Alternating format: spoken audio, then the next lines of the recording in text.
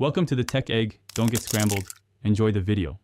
You begin by making sure your iPhone is updated and connected to Wi-Fi or cellular. This prevents playback or permission issues. Start a FaceTime call with the people you want to Shareplay with, then open the app or media you plan to share. Once done, look for the Shareplay or Share Screen option in the app or control center and choose Shareplay.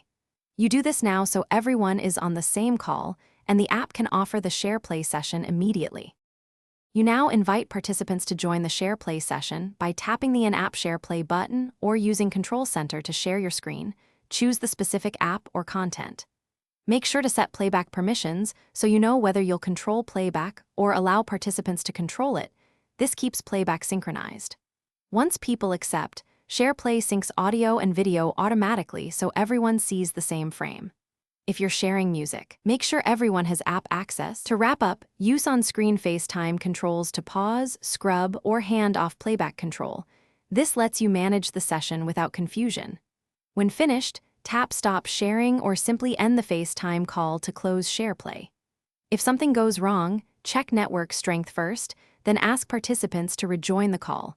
If playback is out of sync, quit and reopen the app or restart Shareplay.